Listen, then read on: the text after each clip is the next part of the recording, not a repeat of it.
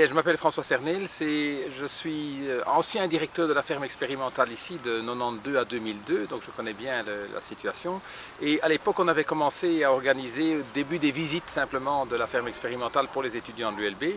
Et puis de fil en aiguille, c'est devenu des visites un peu plus longues, de 2 jours, et puis c'est devenu un stage résidentiel. Et maintenant, on en est à 2 semaines, donc une semaine en octobre, une semaine au mois de mai, de façon à familiariser les étudiants avec la réalité des saisons et de la vie agricole d'une ferme où il se passe toujours des choses imprévues en fonction de la météo, en fonction de la physiologie des animaux, de la physiologie des plantes.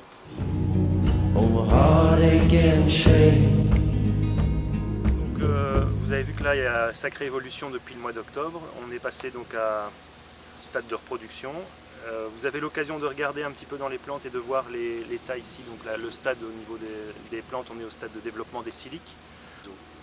Alors ce que je vous propose de faire, c'est d'aller à la recherche du piège à colza, du piège à insectes, pardon, que vous avez vu déposé au sol en octobre. Il devait être au sol ou tout juste au niveau du sol ou peut-être un tout petit peu surélevé. Vous allez voir que c'est très compliqué parce qu'on a des plantes qui font parfois 2 mètres de haut.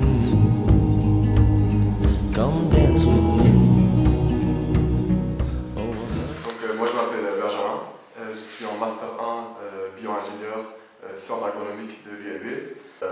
Typiquement à l'ULB on n'a pas beaucoup d'expérience pratique, la plupart des étudiants ne viennent pas de familles de fermiers ou n'ont pas grandi dans le milieu agricole.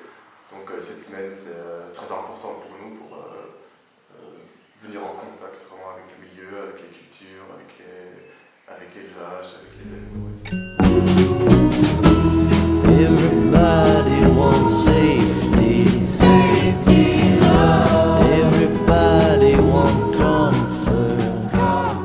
Remet peut-être en place certaines appréhensions qu'ils ont. Ça leur permet de prendre du recul par rapport à leur position habituelle et ça leur apporte certainement une réelle confiance en eux pour les autres fois, les fois suivantes où ils seront confrontés au milieu agricole.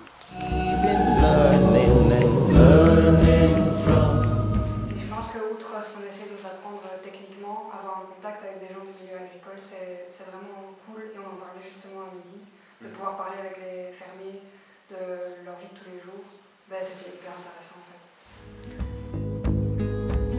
On see our bodies burning like old big sun.